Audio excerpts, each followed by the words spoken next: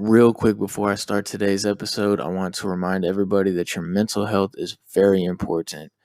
If you need somebody to talk to, you can message me on any of my social media platforms or email me at fitnessforeveryperson@gmail.com.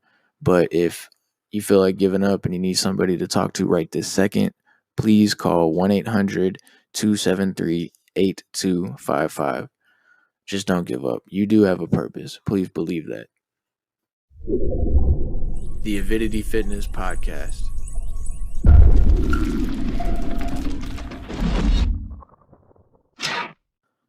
What's up, everybody? Welcome to the Avidity Fitness Podcast.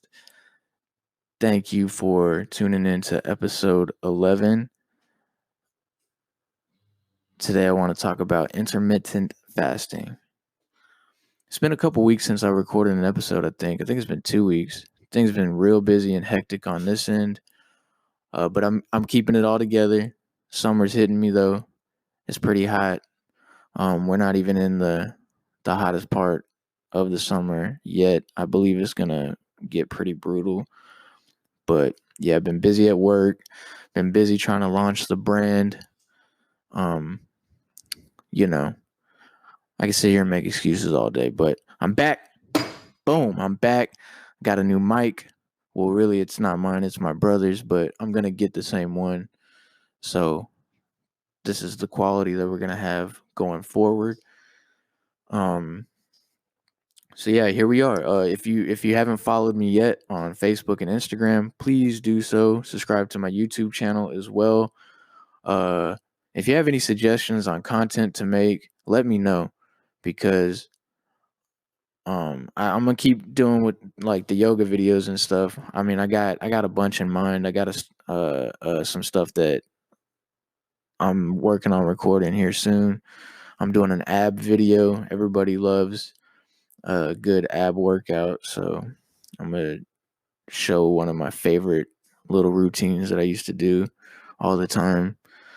But I just dropped a new video. It's a grain-free dessert. It's a chocolate souffle. It's delicious. Okay, so my girlfriend, just real quick, a peek behind the curtain, if you will. My girlfriend is a certified pâtissier. That's like a French pastry chef, and she's absolutely lovely with it. She is a wizard at her craft, and she's getting better all the time. But anyway, she helped me develop a recipe, and taught me. She like walked me through the steps making the souffle, because it's not really all that simple. But it's grain free, it's dairy free, it's gluten free. It's basically paleo, I believe. I mean, I'm not a doctor with this stuff, but it's really healthy. It's like I think it was almond flour or coconut flour. I can't remember, but I got the recipe wrote down because I'm working on a fitness recipe book for whenever I complete my fitness nutrition certification course. I'm gonna have a little recipe book with breakfasts. I don't know how you say that, but yeah, breakfast meals, lunches, dinners, healthy little snacks, and obviously desserts, because everybody loves dessert. And we've been making a lot of really good healthy desserts over here over the years, because that's what happens when you're into fitness and you're dating a pastry chef. So go check that video out. It's pretty cool. Let me know what you think. You can email me for the recipe. I didn't put the recipe on the video, just because I feel like that's too easy. If you like what you're seeing, reach out to me. Let's talk. I wanna interact with whoever I'm giving the recipe to. You know what I'm saying? So yeah, go check that out. How's everybody doing though? The pandemic was supposedly slowing down, and then it looks like we're hitting the reset button in a couple states that opened really early. And my thoughts have kind of went up and down. Like, on what we should be doing. I mean, the whole time I always preface everything that like I'm not an expert in anything. So like that's why I'm not making decisions. But at first it kind of felt like let's just lock everything down and just bunker down, let's lay low and basically quarantine. Like let's all just self quarantine until we see what's going on. And then it looks like over time, as tests, like more people started testing positive and like testing became more readily available, um the death rate like significantly dropped. So I believe that it showed that it's not as deadly. Like it's definitely like will spread like crazy. It's like one of those types of viruses that can spread really quickly and really easily, but I don't think it's anywhere near as life threatening as we all thought in the beginning, which isn't a bad thing because we don't know what it is. So it's a good thing that we did treat it like it could be potentially lethal to a vast amount of people. But anyway, this is a fitness show. So the reason why I'm asking how everybody's doing is because, this I think had a heavy effect on a lot of people's, mental fitness, obviously their physical fitness too. I mean, both ways because a lot of people took the time to start working out more and meditating more and trying to understand themselves more and calm themselves, like their mind more, which is a good thing. But, there's a lot of people that also went the opposite route, like took this as an opportunity to like be even lazier, stay in and watch even more Netflix and whatnot. And so like that's the physical side, but I think it could have had a really large effect on society's mental side as well. I know for me, like it was like a mental roller coaster for me. I was up and down. One week I was like, man, nothing's bothering me. I'm super aware of what's going on. I'm just doing my thing. I'm in my zone. I'm staying away from everybody. And then the next week, I was like deep into conspiracies, thinking the world might be ending in a few days. So, I know it definitely affected me. So I hope everybody is taking care of themselves the best that they can. And obviously, I'm here to try to help you with that if you do need help. That's what the podcast is for. That's what the brand and the community that we're building is for.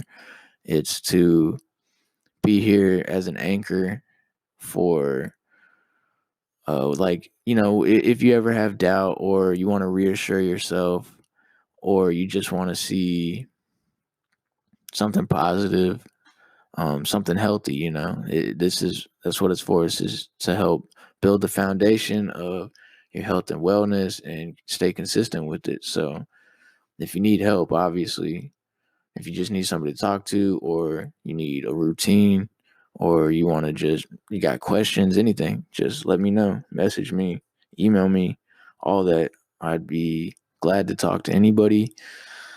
But with all that being said, I want to discuss a really popular topic nowadays, and that's intermittent fasting.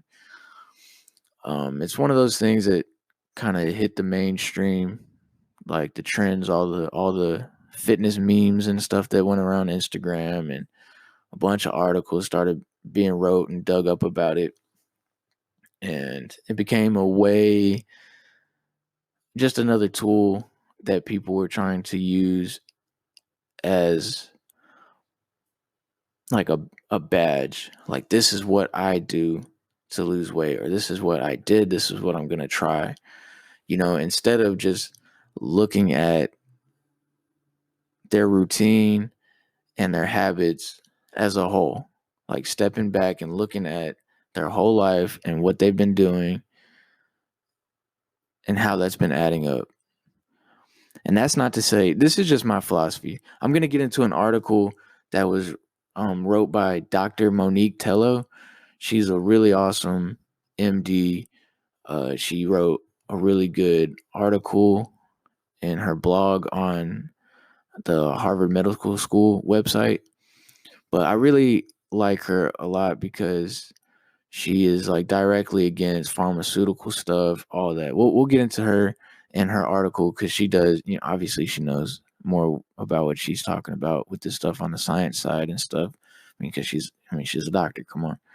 But I just want to talk about my philosophy. Like, when I say I think people use it as kind of like a way out, I don't mean that it's a bad thing. Like using it as a way out is a bad thing, but intermittent fasting isn't necessarily a bad thing. That's just a tool in the toolbox, just like planks, just like um whatever, carbs, just like anything that is used or could be a modality for your health.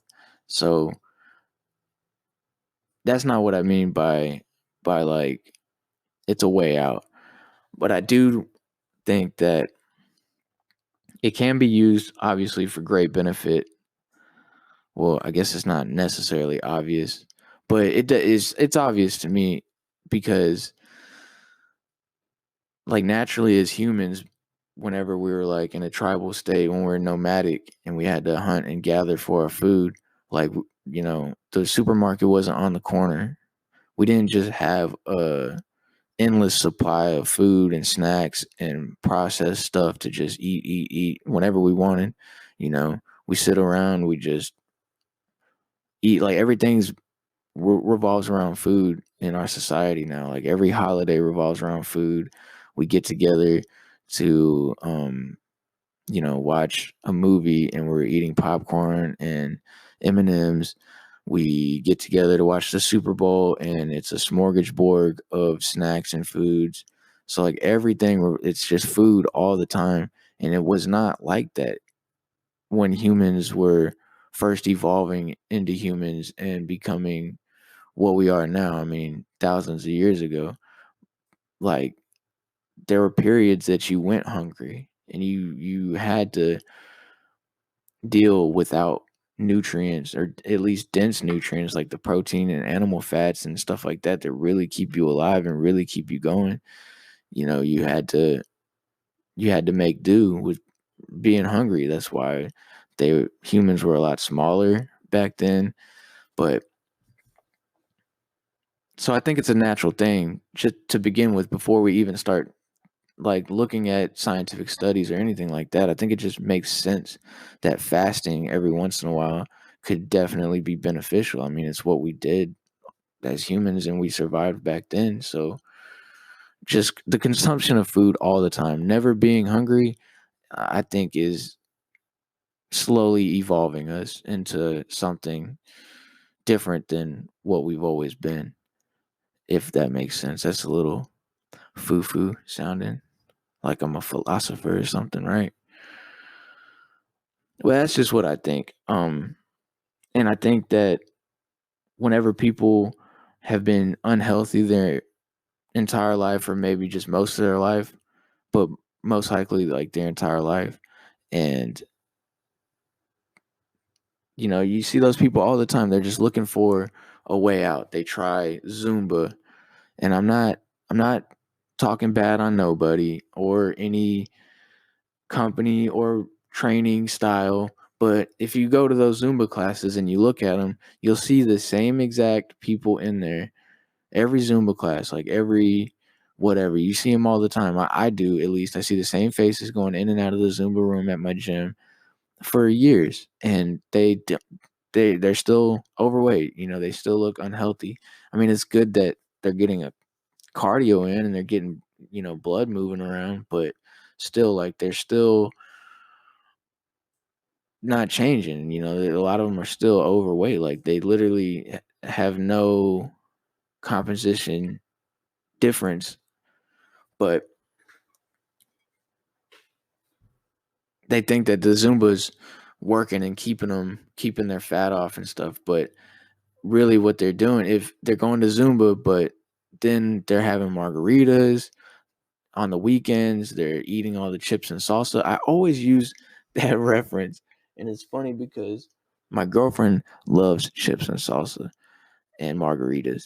And like that's always my first reference when I'm trying to reference somebody that's like, going out on the weekend and stuff. I always say margaritas and chips and salsa. I don't know why.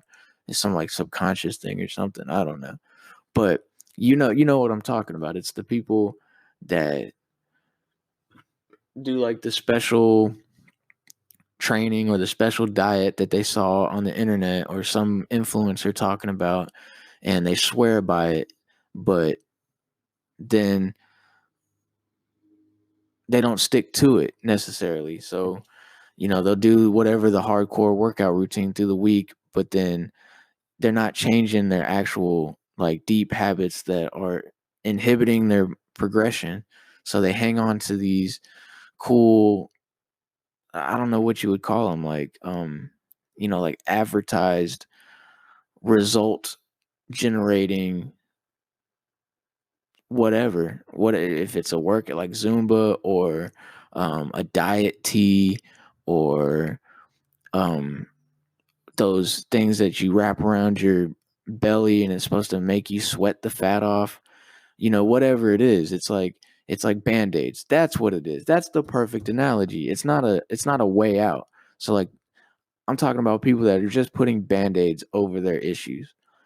I don't know why it took me so long to come up with the perfect analogy, but it's a band-aid. Intermittent fasting, I think a lot of time is used as a band-aid. People are eating like terribly and they're not moving their body correctly, or they're doing the Zumba stuff. And see, to me that's still not moving your body correctly, because if you have imbalances, and that's a deep subject, but I don't think people should just be jumping around like that.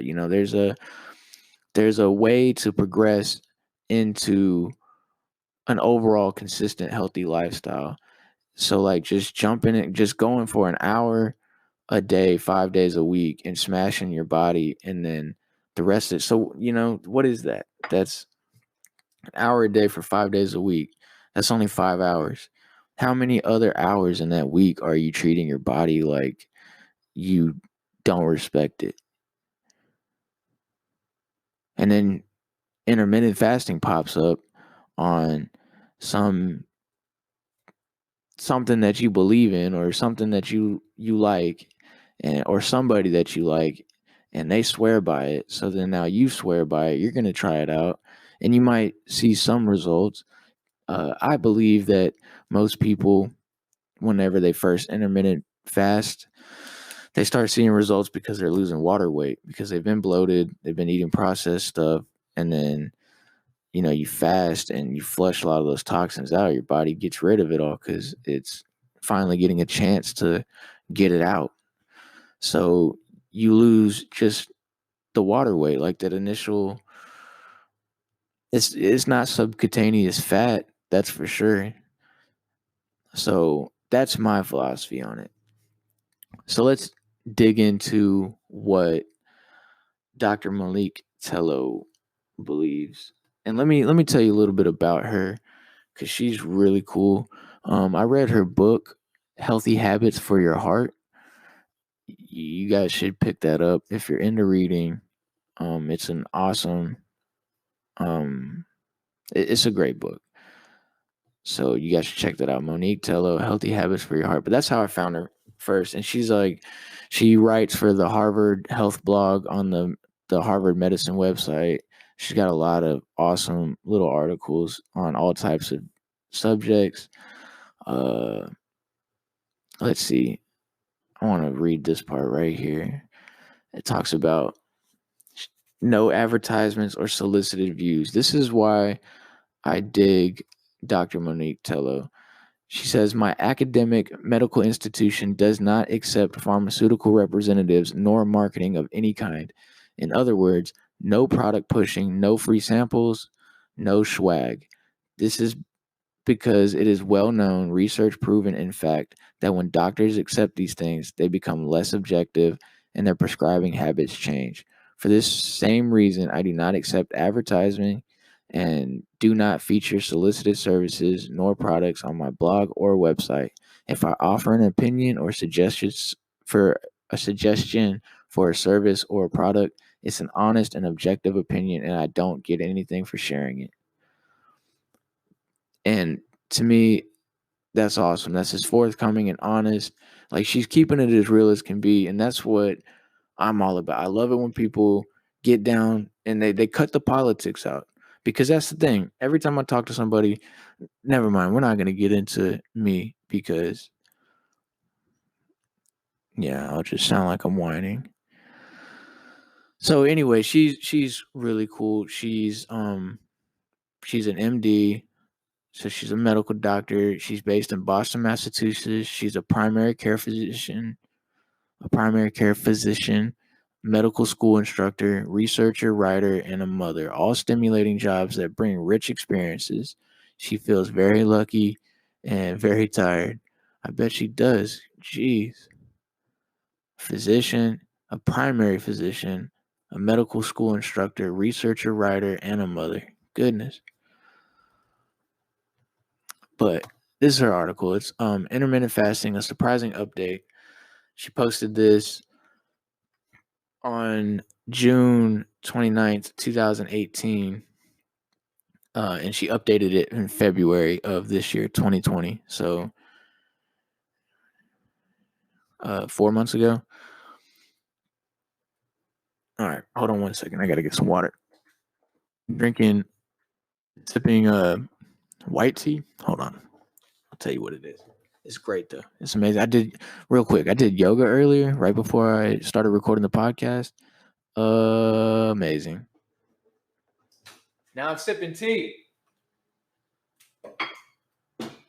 Just living the life. Staying healthy. Okay, so I got this green tea with white tea from Celestial Seasonings. Put 2 bags in there. Woo! That's good stuff though. It's really good. I just got my throat kind of dry. All right. So right here, she's talking about the backstory on intermittent fasting. She says it's a weight loss approach, and it was first popularized in 2012 by BBC broadcast journalist Dr. Michael Mulsey on his TV documentary Eat Fast, Live Longer, and his book The Fast Diet. And then it was followed up by journalist Kate Harrison's book The 5-2 Diet, based on her own experience. And then subsequently followed up by Dr. Jason Fung's 2016 bestseller, The Obesity Code. Intermittent fasting generated a steady positive buzz as anecdotes of its effectiveness proliferated. Okay, so I read a lot of books, and I've read quite a few health and nutrition books in the past few years, but I haven't read a single one of those. So I can't speak on any of that. As a lifestyle-leaning research doctor, I needed to understand the science. So she read Dr. Jason Fung's Obesity Code, and she loved it. He had plenty of research, clinical experience, and sensible nutritional advice. He's very clear that we should eat more fruits and veggies, fibers, healthy protein and fats, avoid sugar, refined grains, processed foods, and stop snacking. I agree. The only part that was still questionable in my mind was the intermittent fasting part. I was literally just about to interrupt my reading and say, well, that has nothing to do with fasting. Like, I'm not trying to shoot him down quite yet, but if he's talking about eating more fruits, veggies, fiber, proteins, fats, and avoiding sugar and processed foods, like, that's not fasting at all. It's just eating whole, nutritious foods, which I agree with. We should definitely all do that. So okay, so she doesn't follow up with talking about how he does clear up what his stance on intermittent fasting. I guess the whole book fell short in explaining that part. So she goes on to talking about how intermittent fasting can help weight loss. Uh, Intermittent fasting makes intuitive sense, which that's what I was talking about like trying to relate very roughly and jaggedly, trying to relate like us now and how we eat compared to how we did when we were like nomads and stuff. Yeah, that was a rough comparison. It was like, yeah, but you guys get it. And she's saying that it makes intuitive sense as well. The food we eat is broken down by enzymes in our gut and eventually ends up as molecules in our bloodstream. Facts. Carbohydrates, particularly sugars and refined grains, are quickly broken down into sugar, which our cells use for energy.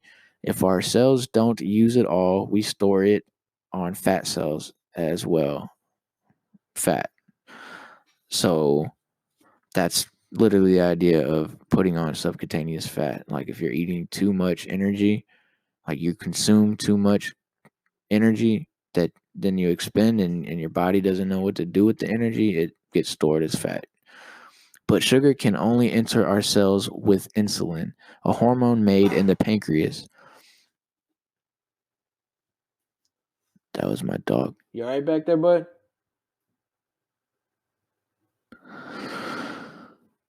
Sugar can only enter our cells with insulin, a hormone made in the pancreas. That's a fact. Insulin brings sugar into the fat cells and keeps it there.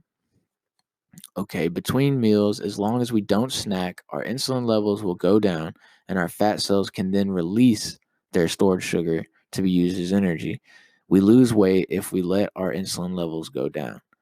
The entire idea of intermittent fasting is to allow the insulin levels to go down far enough for long enough that we burn off our fat.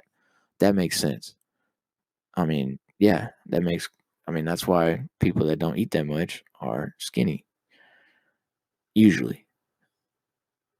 So she's saying sugar can only enter our with insulin. So the sugar can only get into the cells when there's insulin being made from the pancreas.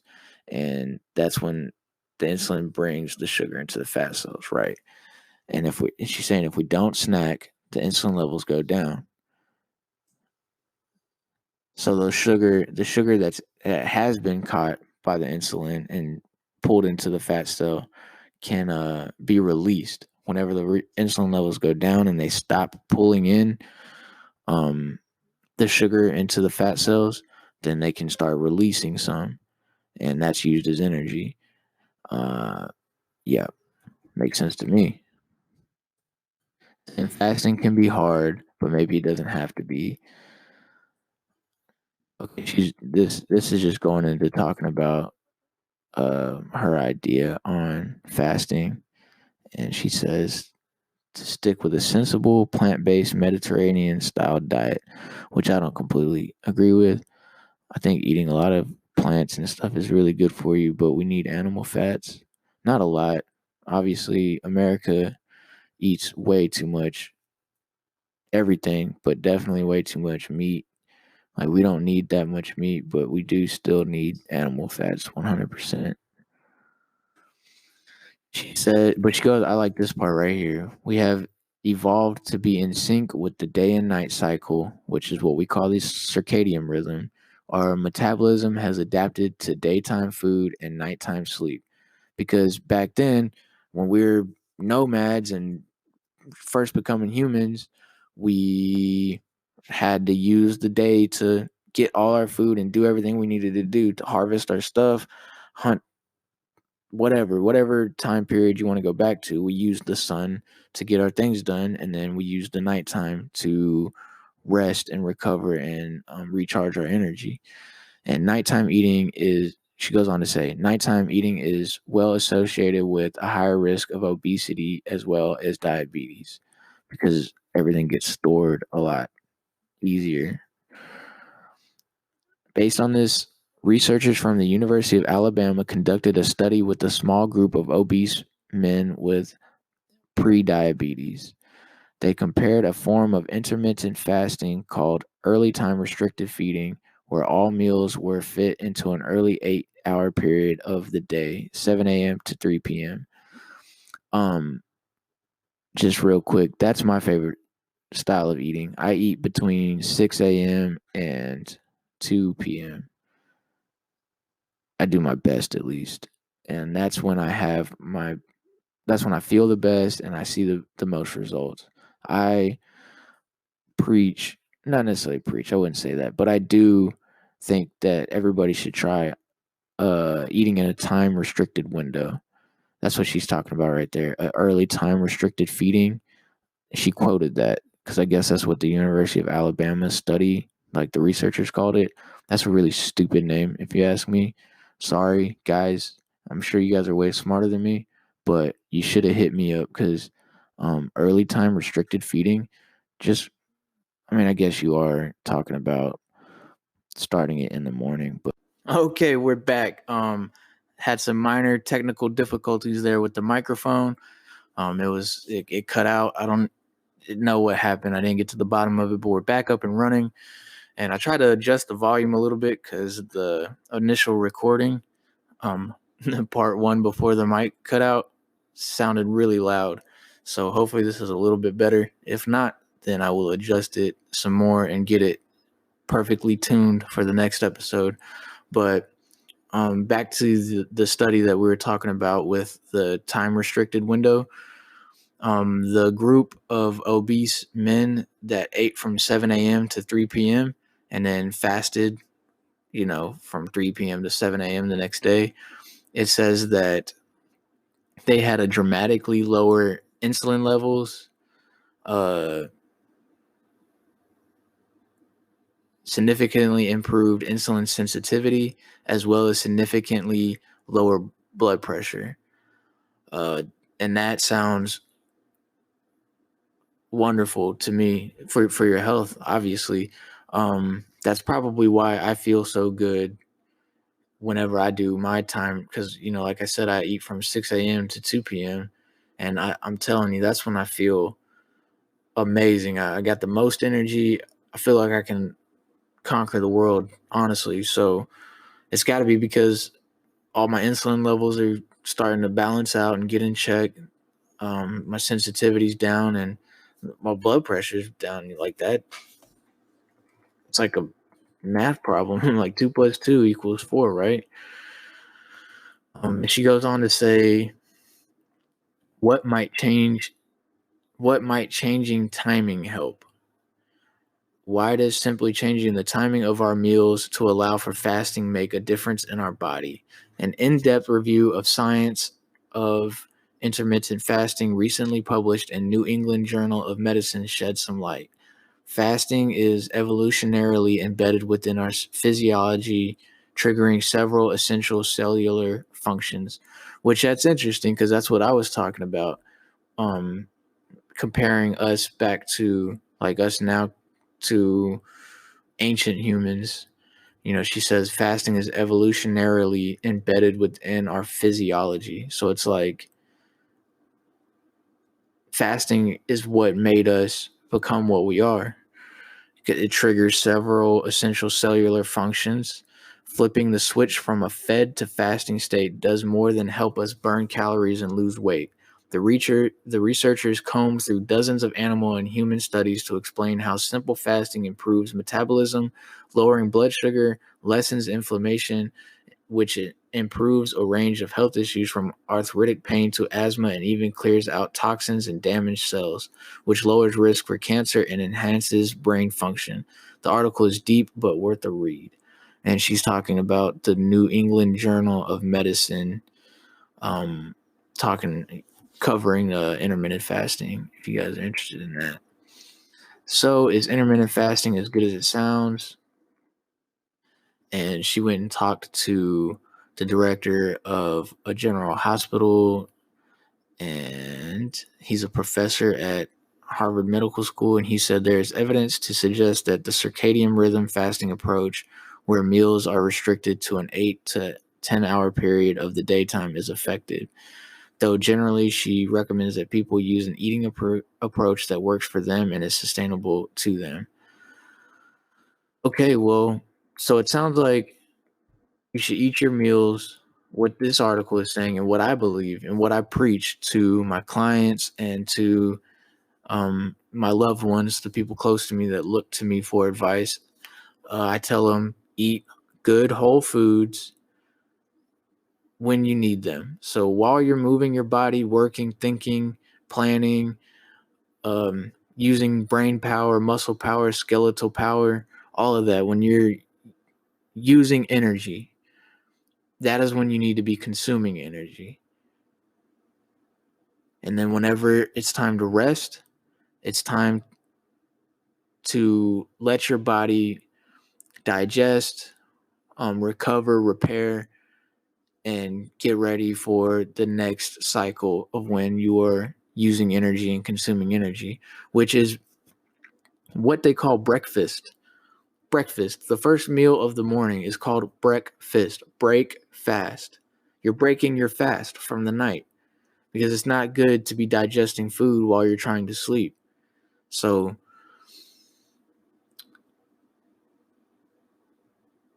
it all comes down to your habits and the lifestyle that you're living. That will create the outcome, and not only the outcome, but the progress that you see, the results that you get. So using intermittent fasting as a tool could bring great benefits. Like she lists, the right here, it says that it helps with arthritic pain and asthma, clears out toxins and damaged cells. It helps improve metabolism, lowers blood sugar, and lessens inflammation. So it could be a great thing it burns calories and it helps you lose weight, but to rely on it to save you from your terrible decisions and your terrible habits and your terrible eating patterns, to put a band-aid on all of that, it's not gonna help. It's not gonna save you. You're not gonna see the results that you want to see. And it's like you're taking 2 step forwards just to take 3 backwards.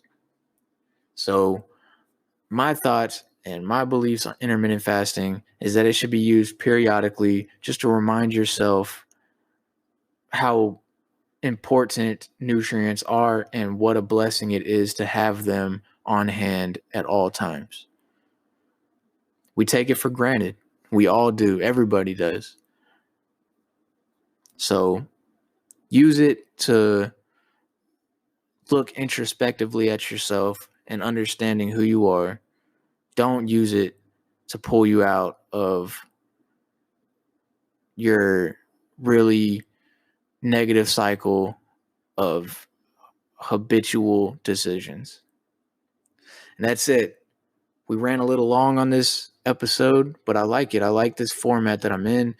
I'm using a new interface on my laptop. I'm off of my phone now. So that's thanks to you all that's been listening to me and encouraging me to continue speaking on my platform. Real quick, just a little bit of news on me, on my personal trainer courses that I'm taking. I just finished my midterm last week and I scored an 88. There were 60 questions and I believe I got 53 of them right. So I only got 7 wrong out of 60. I haven't reviewed the test yet because I love to review back. I want to know what I got wrong. So I will be doing that this week, and I'll be going over all of it and then continuing on with the next modules of the training course, whatever you want to. I don't even know what you call it. The classes, and so the personal trainer certification is coming soon. I will be certified within this year, and my fitness nutrition certification will probably be happening like early next year. And that's it. I think that's all the news I got. I had my thoughts a lot better organized before the mic went out, but that kind of threw me off.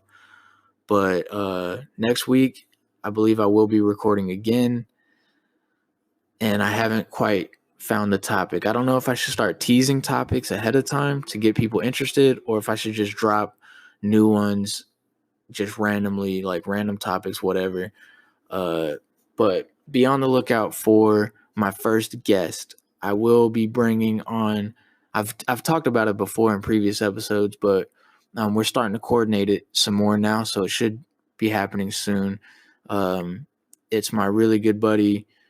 He's a proud Marine, uh, a beautiful mind. I don't know how to describe him, but it should be a great episode. We're going to talk about motivation. We're going to talk about discipline. We're going to be talking about overcoming adversity. He has an amazing story and journey of his career through the military and a lot of things that he had to overcome. So we're going to discuss all of that and how to build a resilient lifestyle. So that'll be great. And that's all I got. Follow me on Facebook and Instagram. Check out the YouTube channel. Let me know what you think about that chocolate souffle. I'm telling you, it was it's a recipe that you want. So go watch the YouTube video and then email me. Check out the yoga flows that I got on YouTube as well.